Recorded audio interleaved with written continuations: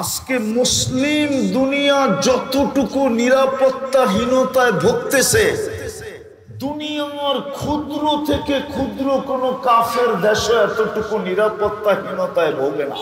যদি আল্লাহ আমার দেশ মুসলিম শাসকদেরকে আল্লাহ বুঝ দেয়, ওদের সুমতি ফিরে আসে, আজ যদি মুসলিম দুনিয়ার ৬০ দেশের মুসলমান দেশের কর্ণধাররা ইউরোপ আর আমেরিকাকে ডাইকা বলে যে আমরা দুটার জবাব চাই, তোমরা ২ কোটি ইহুদিদের প্রেমে মত্ত থাকবে না তোমরা ২৫০ কোটি মুসলমানের প্রেমে পড়বে?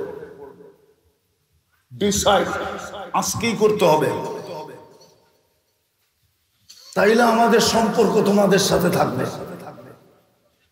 তোমরা ছোট একটা দেশকে চাও না ৬০টা মুসলিম দেশ চাও?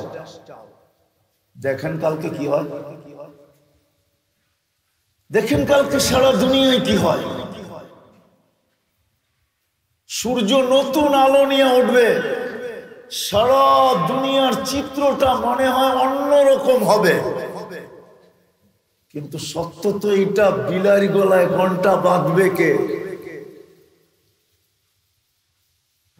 ৬০ মুসলিম দেশের তো কর্ণধারদের এই সাহস নাই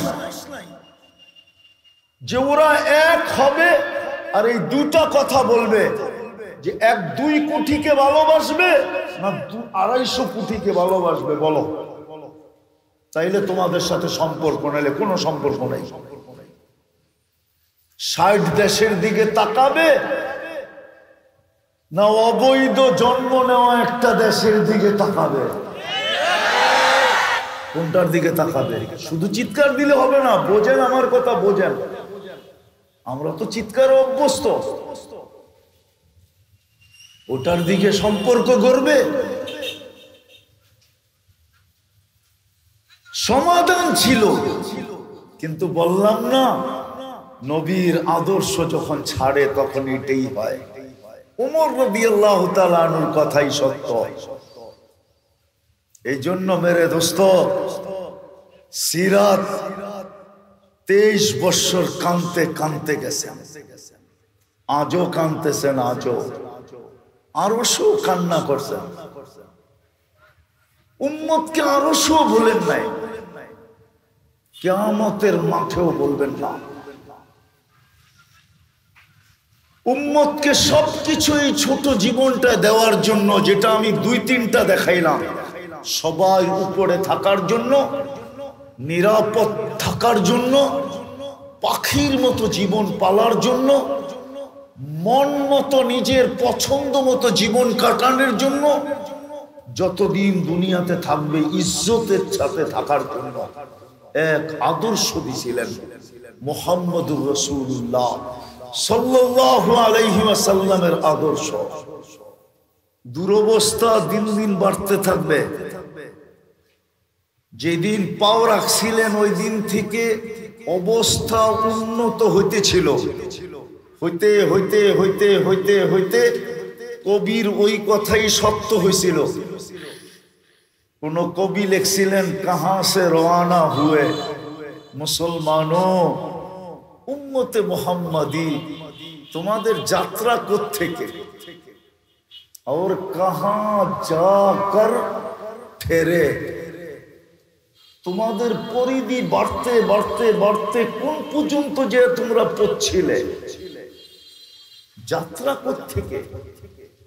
যেদিন থেকে যাত্রা ওই দিন থেকে উন্নতি হইতে হইতে হইতে হইতে এক পর্বে আসছে, এক পর্ব আসছে।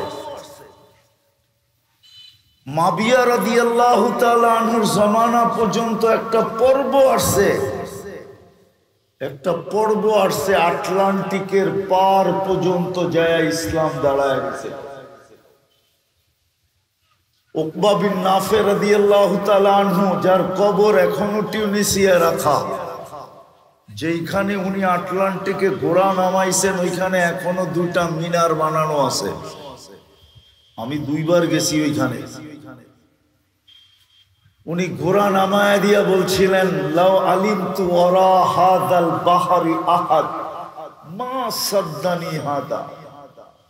আমি যদি জানতাম এই সমুদ্রের ওই পারে কেউ আছে, তাহলে এই সমুদ্র আমার জন্য বাধা না, আমি ওই পর্যন্ত যায়া ঝান্ডা উড়াইয়া দিয়ে আসতাম। আটলান্টিকের পার পর্যন্ত পড়ছে মরিতানিয়া, আরে কি বলে মরক্কো, ওই পর্যন্ত পড়ছে। তৃতীয়টো কবি লেখছেন, আজ কাহা গেরে, আজকে তোমাদের দুরবস্থা কি। কিন্তু ওই দিন আমরা সংখ্যায় বেশি ছিলাম না। যেই দিন আটলান্টিকের পার পর্যন্ত ইসলাম পৌঁছিল, 4 মহাদেশ মুসলমানের পায়ের নিচে ছিল।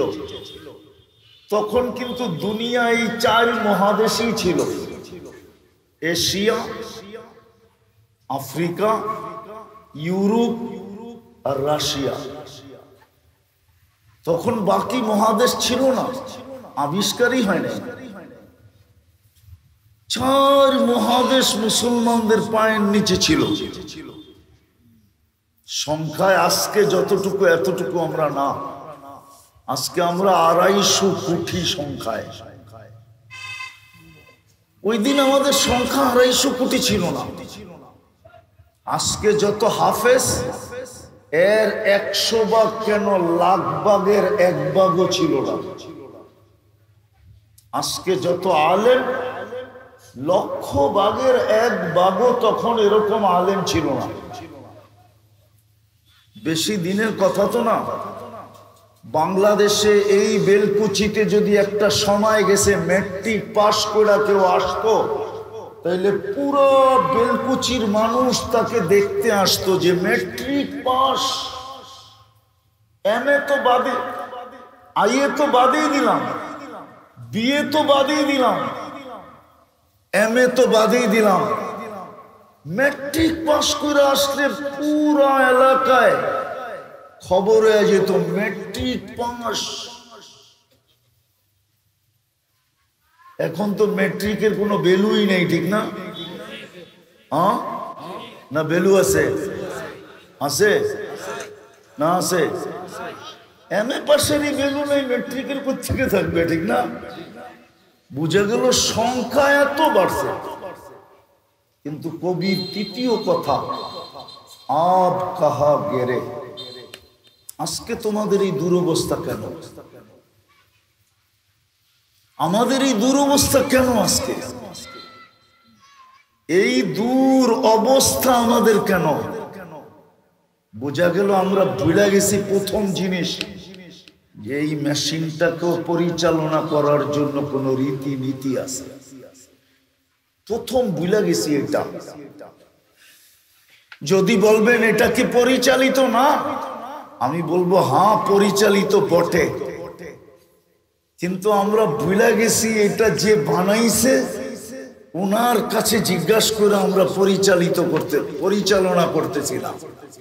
যার যেমন মনে চাইতেছে তেমনই এটাকে চালাইতেছে।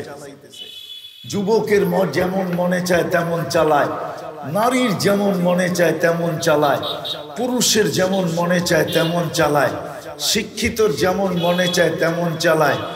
প্রত্যেক ব্যক্তি এই দেহটাকে নিজের মন মতো চালাইতেছে। ওই মালিকের কাছে জিজ্ঞাসা করে চালাইতেছে না, যিনি 1 ফোঁটা পানির থেকে অস্তিত্ব দিছিলেন। এই জন্যই তো ওনাকে চিৎকার দিতে হয়, নাহলে কোনোদিন চিৎকার দিতে হতো না। হাদিসে আছে, মান আরাদা আন্নি নাদাইতুহু মিন কারিব। আল্লাহ বলে তুমি যখন ভুলা যাও তো তোমাকে আমার কাছের থেকে এসে ডাকতে হয়। আর কোরআনও এটাই বলে, কোরআনে চিৎকার আছে, মা গাররাকা বিরাব্বিকাল কারীম, কসম খোদার। এটা যদি লাউড স্পিকার দিয়ে চিৎকার দিত আল্লাহ, তাহলে মনে হয় দুনিয়ার সমস্ত সৃষ্টি চিৎকারে বেড়ে যেত। আল্লাহর আওয়াজ তো আল্লাহর আওয়াজ, ঠিক না? কোরআন তো চিৎকার দিতেছে, মা গাররাকা বিরাব্বিকাল কারীম।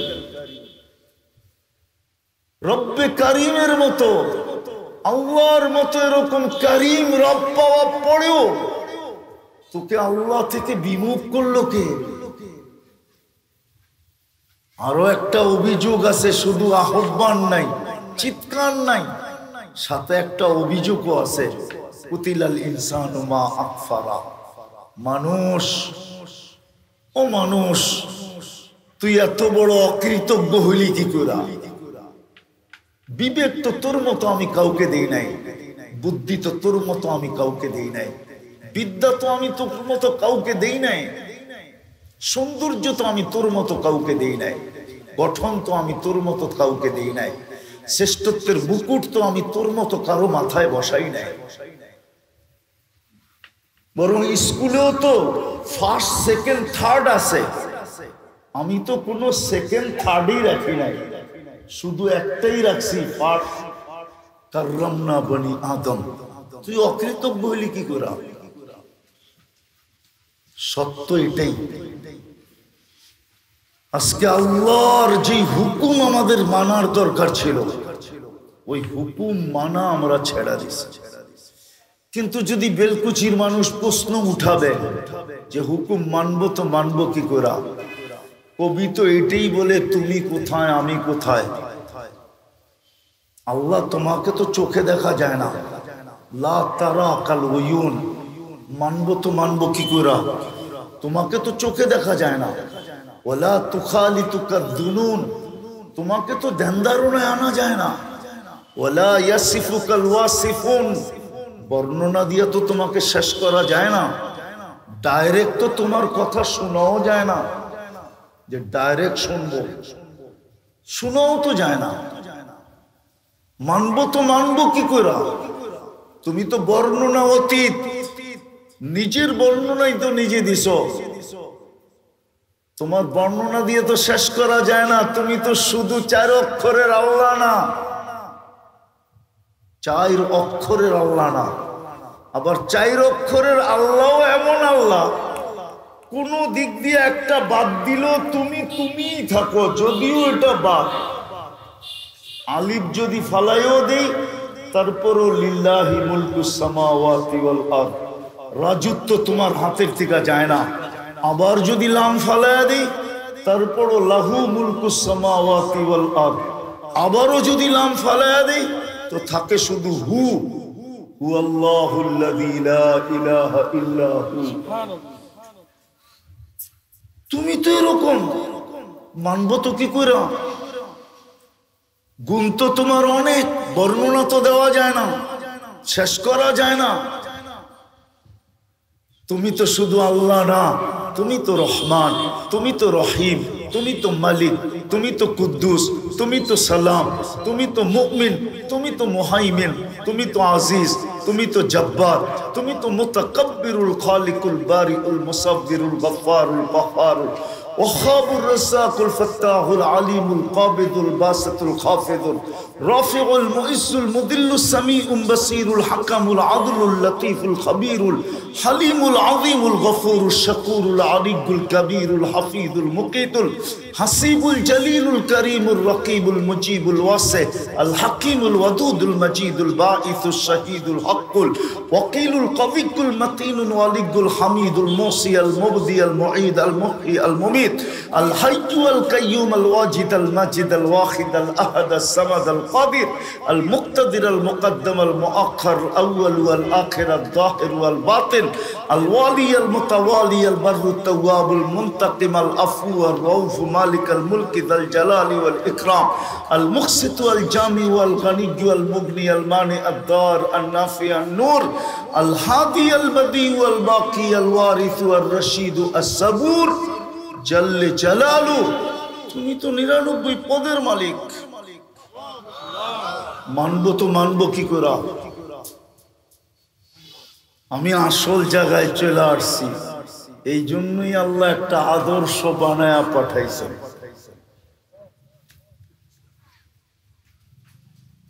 সৃষ্টির ভিতরে সবচেয়ে বড় শ্রেষ্ঠত্ব দিয়া আফসোস নির্বাচিত করছিলেন আমাদেরকে, আদর্শ বানায় পাঠাইছিলেন। আর ওই আদর্শকে অনুসরণ অনুকরণ করার জন্য যাতে আল্লাহকে মানা হয়। আর যেই কয়দিন এইখানে থাকি কোরআনের ওই কথা সত্য হইতে থাকে, আনতুমুল আলাউনা, তোমাদের উপরে আমি কাউকে উঠতে দিব না। ওই আয়াত যেন সত্য হয় যতদিন থাকে, মাথা যেন উঁচা থাকে। আজকে বড় আফসোসে বলতেছি, আফসোসে বলতেছি এই জন্যই, আমাদের যে সমস্ত শিক্ষিত লোকগুলা নেট ঘাটাঘাটি করে, এমনকি যুবকরা পর্যন্ত, যুবতীরা পর্যন্ত, শিক্ষিত নারীরা পর্যন্ত, আমাদের সমাজের 90% মানুষ যারা বর্তমান জগৎ সম্বন্ধে কিছু নলেজ রাখে, এরা এই কথা ভাবে। আর কখনো কখনো একা একা মনে হয় আফসোস করে যে আমি মুসলমানের ঘরে আসলাম তো আসলাম কেন। রাগ হয়ে যাবেন, বলবো এই মজমায় কে আছে যে অমুসলিমকে দেখা কোন দোয়া পড়তে হয় এটা জানে? একজন আমাকে হাত উঠায় বলুন যে অমুসলিমকে দেখলে কোন দোয়া পড়তে হয়। প্রশংসামূলক, যে আল্লাহর ইহসান আমাকে ওর মতো বানায়, মুসলমান জন্ম দিছেন। বলো কি মজমায় কে আছে যে অমুসলিমকে দেখলে কি দোয়া পড়তে হয়? আবু হুরায়রা রাদিয়াল্লাহু তাআলা আনহুর দোয়া আছে, ওমর রাদিয়াল্লাহু তাআলা আনহুর থেকে দোয়া মনকুল আছে। আমি দোয়া বলবো না, কেন এটা উলামাদের প্রোগ্রাম, তোলাবাদের প্রোগ্রাম। দোয়া তো এরা শিখাবে, কিন্তু আমি রাইখা গেলাম। বুঝা গেল দোয়া শিখি নাই মানে ইসলাম যদি পছন্দনীয় হতো, আমার মনে হয় এই রোজার ঈদের রাত্রে যত টাকা শুধু চুল কাটার পিছনে বেলকুচিতে খরচ হয়েছে এই যুবকদের, মনে হয় সবগুলা জমা করলে অনেক গরিব মানুষের ঈদ হয়ে যেত। 400 টাকার নিচে তো কেউ চুল কাটে নাই। জিজ্ঞাসা করেন ও তো 15 দিন আগে নেটের থেকে ডিজাইন নিছে স্ক্রিনশট দিয়া, যে চাঁদ রাতে এই ডিজাইনটা কাটবো। হইতে পারে 1000 টাকা চুল কাটছে এখানে লোক আছে। আর এই এলাকার বেশির মানুষ শ্রম পেশার, শিল্পের সাথে সম্পর্ক, মাথার গাম পায়ে ফেলা টাকা দিয়া শুধু চুলের একটা ডিজাইন কাটছে 1000 টাকা দিয়া।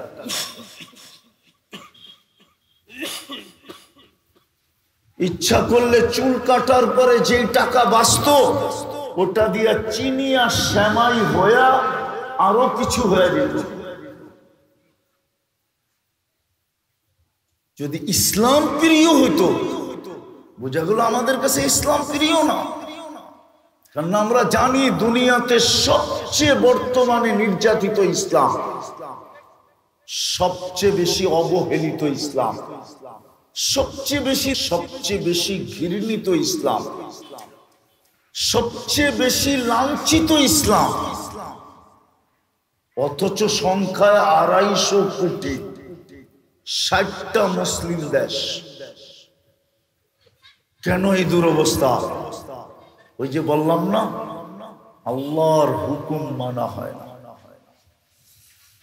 আল্লাহর হুকুম যদি মানত তাহলে তো কোরআনের কথাই সত্য ছিল, আনতুমুল আলাউনা, তোমাদের উপরে কাউকে যেতে দিব না। তাহলে তো কোরআনের কথাই সত্য ছিল। আজকে মুসলিম দুনিয়া যতটুকু নিরাপত্তাহীনতায় ভুগতেছে, দুনিয়ার ক্ষুদ্র থেকে ক্ষুদ্র কোন কাফের দেশে এতটুকু নিরাপত্তাহীনতায় ভোগে না। একটা উদাহরণ দিব, বলবো, আবার মিডিয়ায় চলে যাবে, তারপরও বুঝানোর জন্য বলতেছি।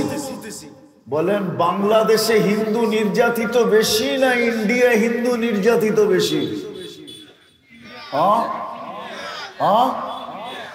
চলেন আরেকটা দেখাই। বাংলাদেশে হিন্দু নির্যাতিত বেশি না ইন্ডিয়াতে মুসলমান নির্যাতিত বেশি?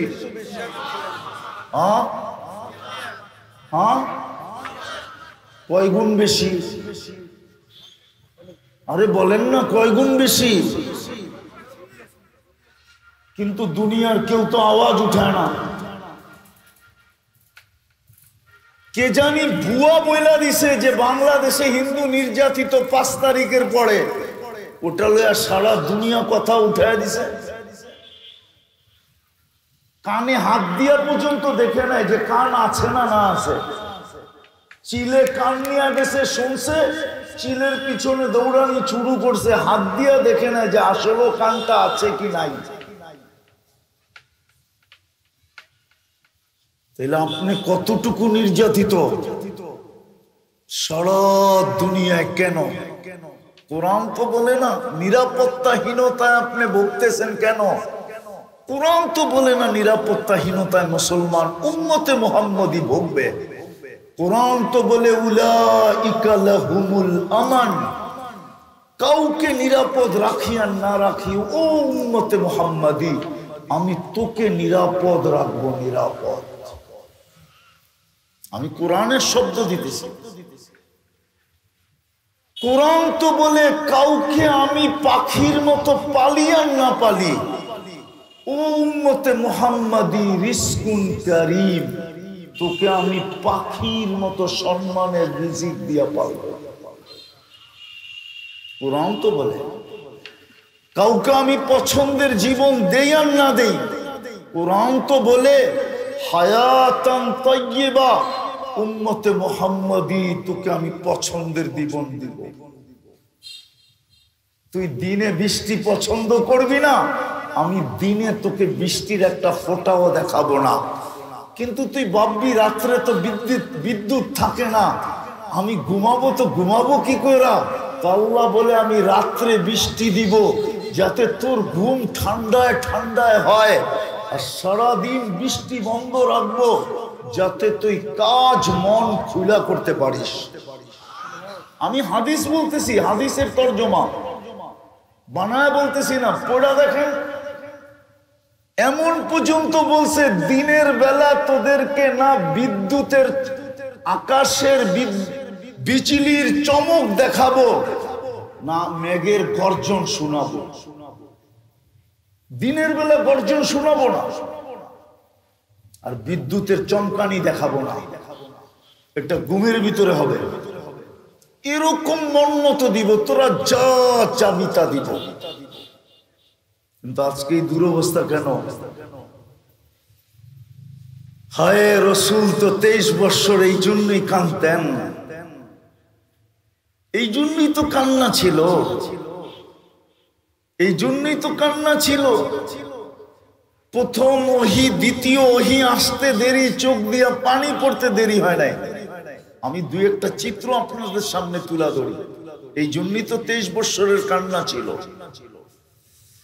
এই জন্যই তো উম্মতকে কোনো পর্বে ভুলেন নাই, সব ভুলা গেছেন। ফ্যামিলি পর্যন্ত বলছেন, হাসান হোসাইন পর্যন্ত বলছেন, কিন্তু উম্মত বলেন নাই। কোথাও উম্মত বলেন নাই। 23 বৎসর চোখের পানি শুকায় নাই।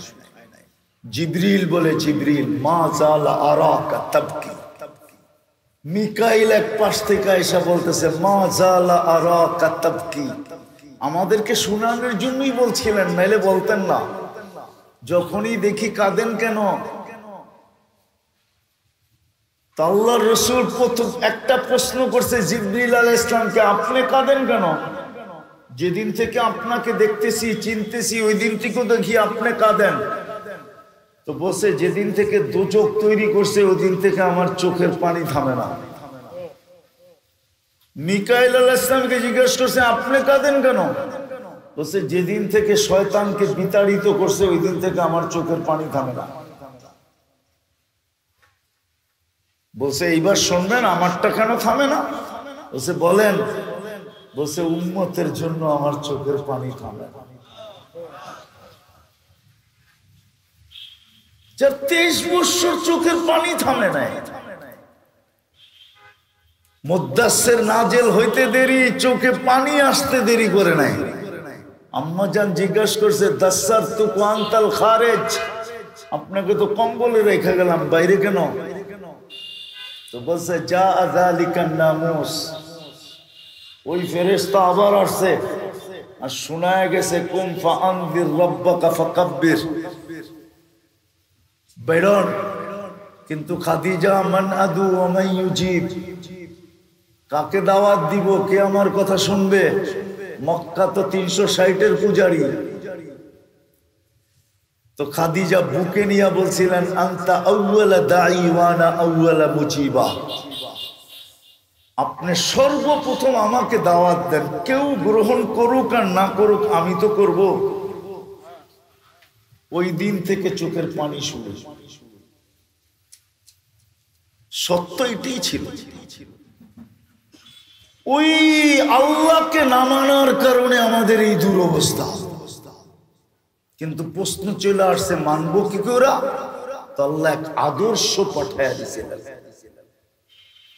মুহাম্মদুর রাসূলুল্লাহকে পাঠায়া দিয়েছিলেন, যার এক একটা ছোট ছোট আদর্শ, ছোট ছোট অভ্যাস, রব্বে কাবার কসম সমগ্র সৃষ্টিও যদি এক পাল্লায় রাখা হয় আর আল্লাহ রসুলের একটা ছোট ক্ষুদ্র আগনা আদর্শ, যেটা উঠায়া খাইলে করলেও চলে না করলেও চলে। একটা উদাহরণ দিয়ে দেখাই। পারস্যের প্রতিনিধি আসছে না, রুমের প্রতিনিধিরা আসছে, ডেলিগেট আসছে ওমর রাদিয়াল্লাহু তাআলা আনহুর সাথে। তো খাইতে বসছেন, তো খানা একটা পড়া গেছে, রুটি সামান্য একটা টুকরা পড়া গেছে। তো উনি যখন হাত দিয়া উঠাইতেছিলেন তো সাথীরা বলতেছিল এরা পারস্য রুমের সম্রাটের ডেলিগেট, এরা পড়া খানা উঠায়া খাওয়া পছন্দ করে না। ওলামা জানে ওমর রাদিয়াল্লাহু তাআলা আনহুর চিৎকার কি ছিল, আতরুকু সুন্নাত হাবিবি লিহাউলাইল হুমাকা, এই আহমকদের জন্য নবীর সুন্নাত ছেড়ে দিব। কিন্তু ওলামা বলে ওটা উঠায়া খাইলেও চলে না খাইলেও না চলে না। সত্য তো? ফতোয়া কি আপনাদের? উঠাইলো চলে, না উঠাইলো চলে। কিন্তু ওমর রাদিয়াল্লাহু তাআলা আনহু জানতেন এই সুন্নতের দাম কত। সমগ্র সৃষ্টিও যদি এক পাল্লায় দেওয়া হয় আর এই ক্ষুদ্র সুন্নত আরেক পাল্লায় দেওয়া হয়, তাইলে ওই সুন্নতের পাল্লা ভারী হবে। আপনি ভাবছেন, মুসলমান ভাবছে যে আমরা বস্তু দিয়ে জিতা যাব, নবীর আদর্শ ছেড়া দিব, মুহাম্মদুর রাসূলুল্লাহর চোখের পানি বুলায় দিব, লাজ রাখবো না, ইজ্জত রাখবো না, সম্মান রাখবো না, ধার ধারবো না, আর আমরা উপরে থাকবো। আজকে থাইকা দেখান না, সারা দুনিয়া তো 100 কোটি মানুষের জন্য আপনাদেরকে পায়ে পিষা মারতে চাইতেছে। সারা দুনিয়ায় শুধু 1 কোটি ইহুদি। কয় কোটি? কত? 1 থেকে 2 কোটি ইহুদি সারা দুনিয়া। সারা দুনিয়া তো 2 কোটি ইহুদিকে বাঁচানোর জন্য 250 কোটি মুসলমানকে পায়ের নিচে পিষা মারতে চাইতেছে। নাইলে ফিলিস্তিনের এই অবস্থা হবে কেন? আপনি আর কতটুকু পবিত্র জায়গায় বসা আছেন, বেলকুচির মানুষ। ফিলিস্তিনের ভিতরে তো কোরআন তো বলে আরদ, কোরআন তো বলে বারাকনা হাওলা, যেই মাটির কণায় কণায় বরকত মিশ্রিত, ওই বরকত মিশ্রিত মাটির ভিতরে তো ফিলিস্তিনিরা। যেখানে ইব্রাহিম আলাইহিস সালাম ঘুমায় আছেন, যেই মাটির টাচ করতেছে খলিলের শরীরকে, ইব্রাহিম খলিল আলাইহিস সালাম ওনার শরীরকে টাচ করতেছে, যেই মাটি, যেই মাটির টাচ করতেছে মুসা কালিমুল্লাহ শরীরকে, যেই মাটি টাচ করতেছে চিহ্নিত 70 জন নবীর শরীরকে। চিহ্নিত কবর আছে 70টা নবীদের, কিন্তু যদি ইতিহাস দেখি তাহলে ফিলিস্তিনকে বলা হয় দিয়ারুল আম্বিয়া, নবীদের দেশ। যেই মাটির সাথে টাচ করা সংযুক্ত আছে 45,000 সাহাবার কবর। কত? 45,000। আমি কিতাব পড়া বলতেছি না, চোখে দেখা বলতেছি। কিন্তু ফিলিস্তিন এখন আমার সামনে, আমি 14 বছর আগে গেছি। বাইতুল মুকাদ্দাস এখনো আমার চোখের সামনে ঝকঝক করে। আমি 14 বছর আগে গেছি এখানে। মুসলমানের প্রথম কিবলা, কেন এই দুরবস্থা? 250 কোটি মুসলমান কেন মুখ খুলতে পারতেছে না? আমি তো বলি মিডিয়ায় কথা চলে যাবে, যাক, যদি আল্লাহ আমাদের মুসলিম শাসকদেরকে আল্লাহ বুঝ দেয়, ওদের সুমতি ফিরে আসে। আজ যদি মুসলিম দুনিয়ার 60 দেশের মুসলমান দেশের কর্ণধাররা ইউরোপ আর আমেরিকাকে ডাইকা বলে যে আমরা দুটার জবাব চাই, তোমরা 2 কোটি ইহুদিদের প্রেমে মত্ত থাকবে না তোমরা 250 কোটি মুসলমানের প্রেমে পড়বে? ডিসাইড আজকেই করতে হবে। তাইলে আমাদের সম্পর্ক তোমাদের সাথে থাকবে। তোমরা ছোট একটা দেশকে চাও না 60টা মুসলিম দেশ চাও? দেখেন কালকে কি হয়, দেখেন কালকে সারা দুনিয়ায় কি হয়। সূর্য নতুন আলো নিয়ে উঠবে, সারা দুনিয়ার চিত্রটা মনে হয় অন্যরকম হবে। কিন্তু সত্য তো এটা, বিলারি গলায় ঘন্টা বাঁধবে কে? 60 মুসলিম দেশের তো কর্ণধারদের এই সাহস নাই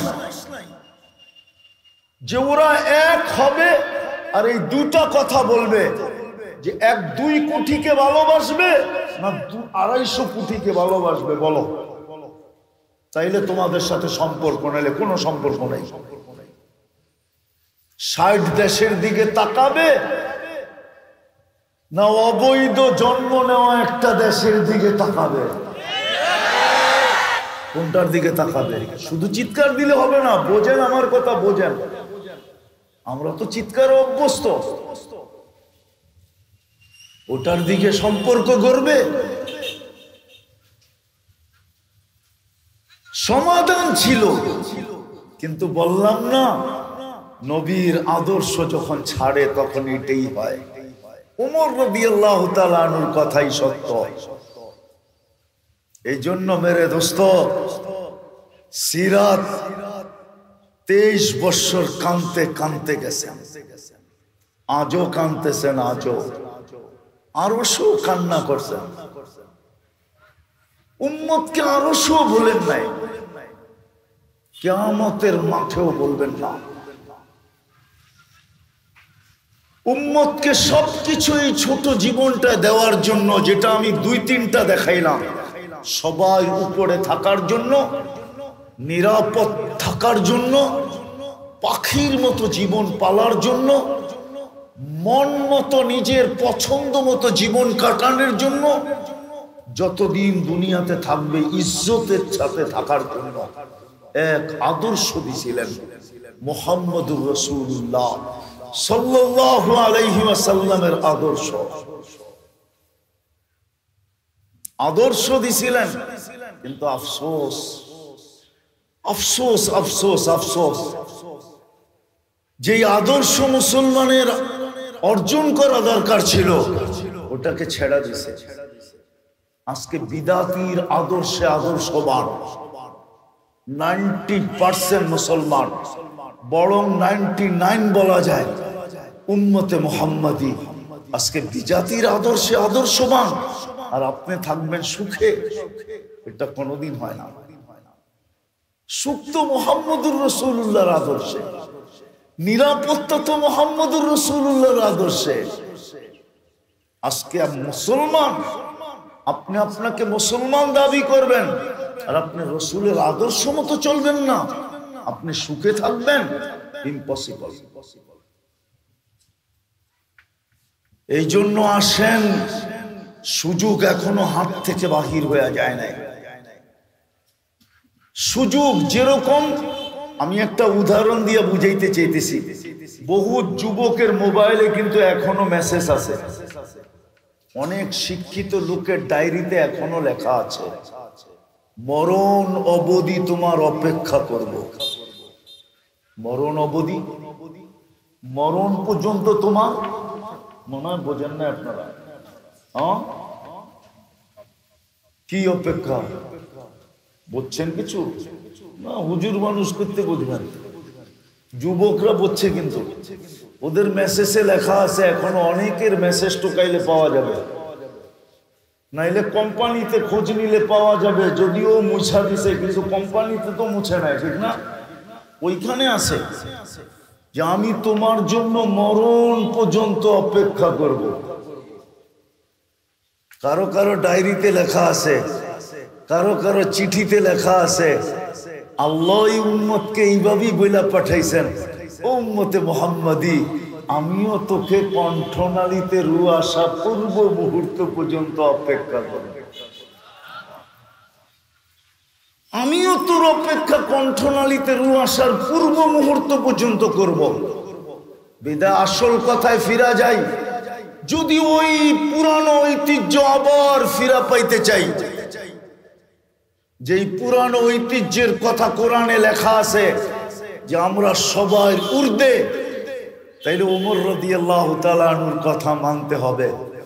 আর এটা এক সত্য না, 100 সত্য না, 103 সত্য, যে এটাই সত্য। আল্লাহ রসুলের আদর্শ ব্যতীত কোনদিন আমরা আজকে যে দুরবস্থায় আছি, এই দুরবস্থার থেকে বাহির হওয়া যাবে না।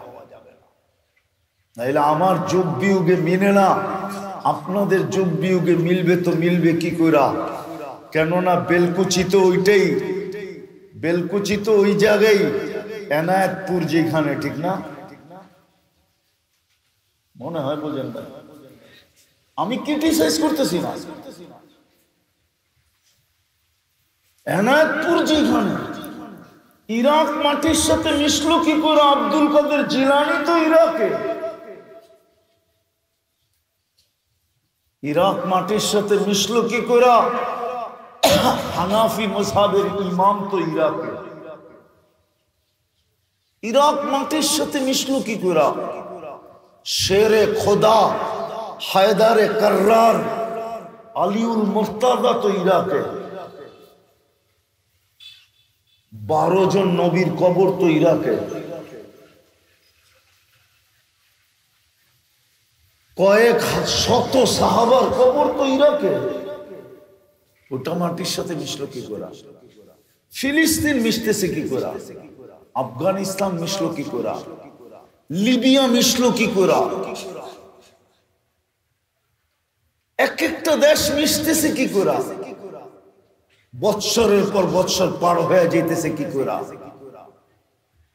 একটা প্রশ্ন আমার মনে জাগে মাঝে মাঝে, আমি হাদিসের সাথে টক্কর দিতেছি না, জানি না আপনারা বুঝবেন কিনা, বুঝানোর চেষ্টা করতেছি।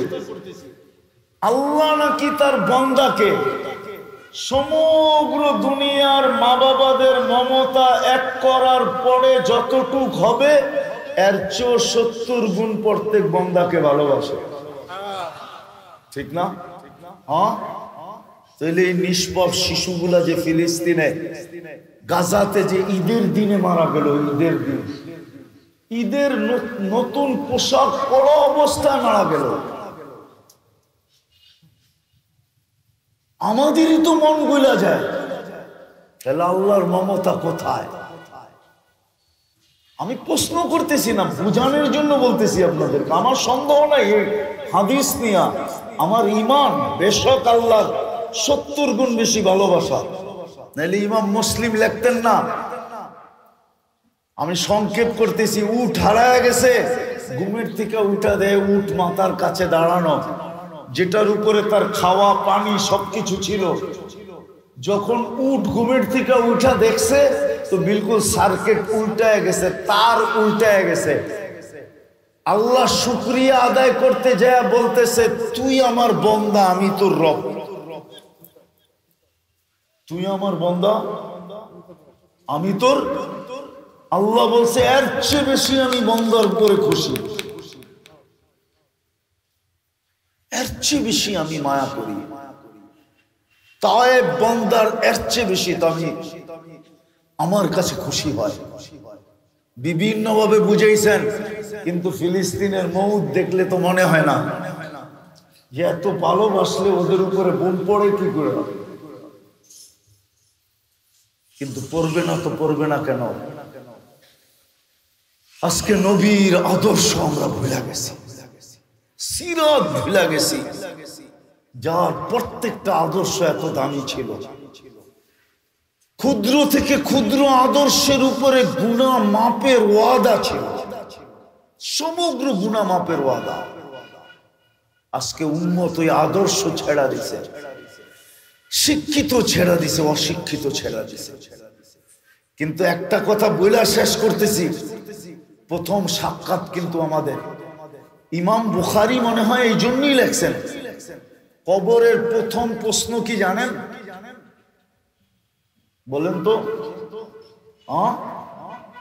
কি? ইমাম বুখারী রহমতুল্লাহ আলাইহি এটা বলে না। ইমাম বুখারী রহমতুল্লাহ আলাইহি কবরের প্রথম প্রশ্ন মান রব্বুকা বলে না। আমি দলিল দিব,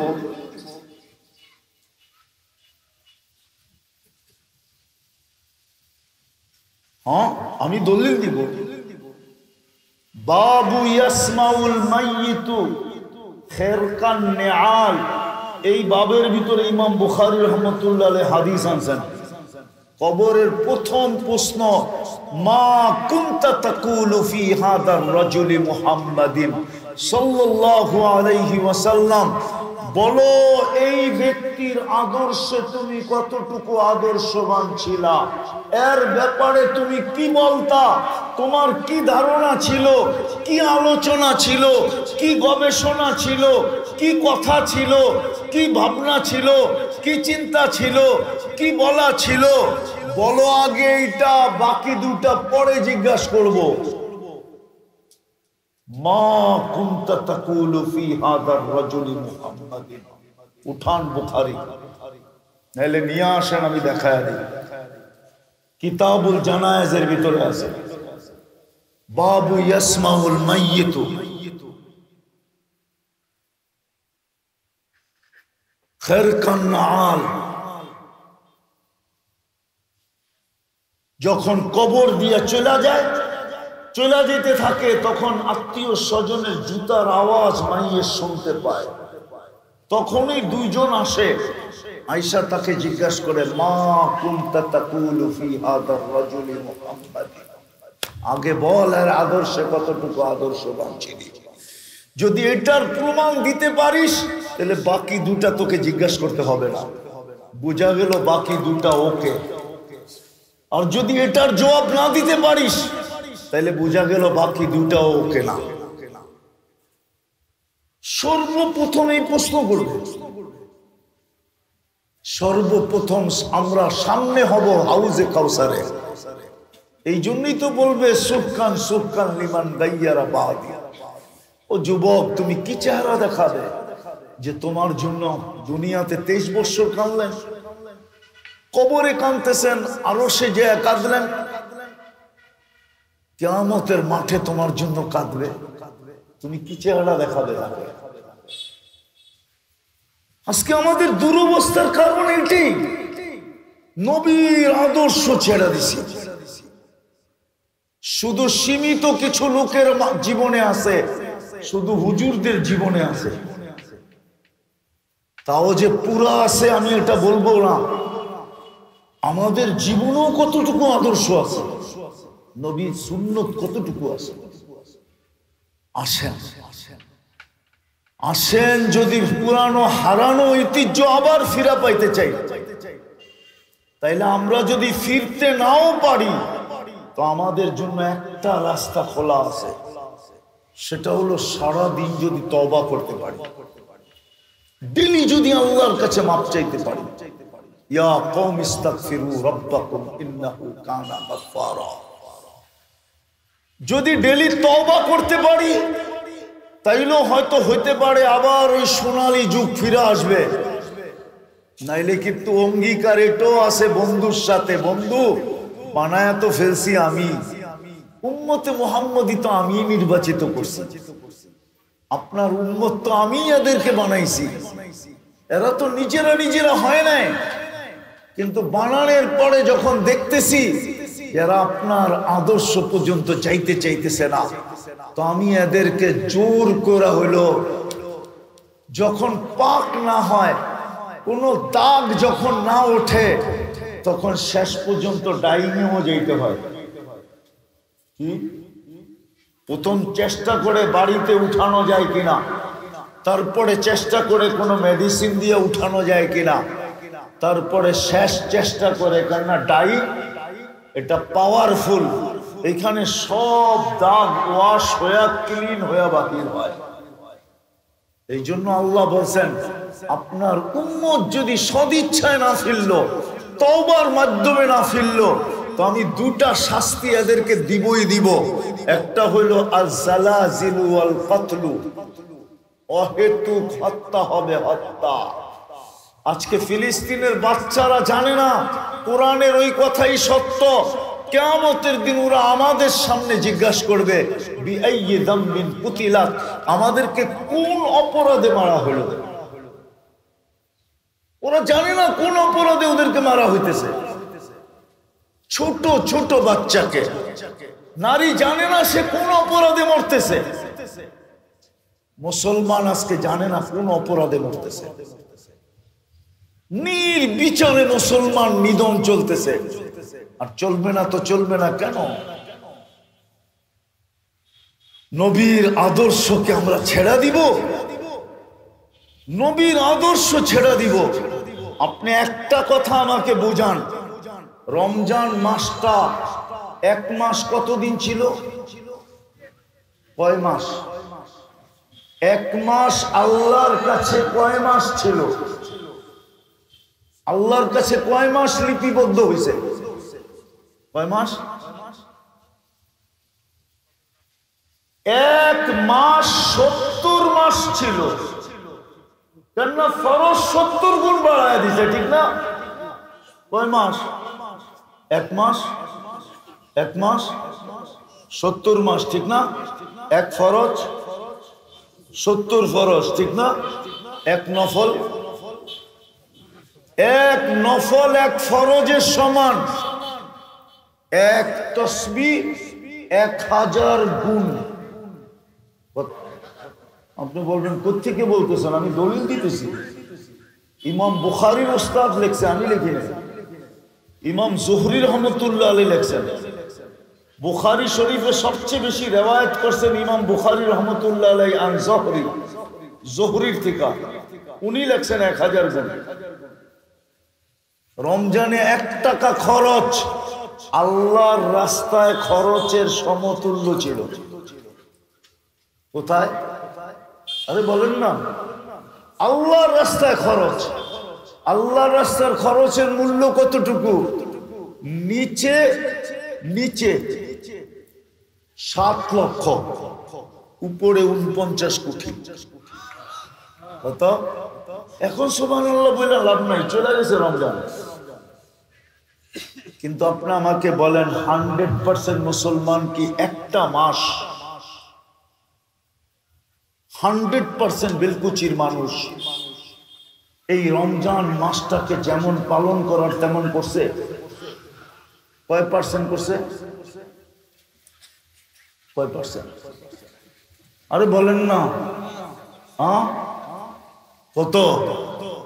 আপনারা তো রমজানে খালি প্রোডাকশনে ছিলেন, ঠিক না? কি প্রোডাকশন মনে হয় বোঝেন না, ঠিক না? কি লুঙ্গি, থারি, শাড়ি, ঠিক না? 3 পিস, ঠিক না? কি তাত নিয়েই তো ব্যস্ত ছিলেন, ঠিক না? সত্য তো? একটা মাস যেটাকে 70 গুণ বাড়ায়া দিলেন, ফরজকে 70 গুণ করে দিলেন, নফলকে ফরজ বানায়া দিলেন, তসবিহকে 1000 গুণ করে দিলেন, 1 টাকা খরচকে আল্লাহর রাস্তার খরচ বানায়া দিলেন, 1 রাত্রকে 83 বছর করে দিলেন। বলেন একটা মাস যদি 100% মুসলমান করত, আপনি কি করে চান আল্লাহর কাছে সাহায্য? আবাবিল আসুক কি করে চান বলেন? আপনারই তো বলতেছেন 5% মানুষ না, মাইনা নিলাম আমি 30% বেলকুচির মানুষ রমজান উদযাপন করছে করার মতো, কিন্তু 70% তো করে নাই। বাংলাদেশে 70% মানুষ করে নাই, শুধু 30% মানুষ করছে। 30% মানুষের দিকে দেখা আল্লাহ আবাবিল পাঠায় দিবে, আকাশ থেকে ফেরেশতা আসবে।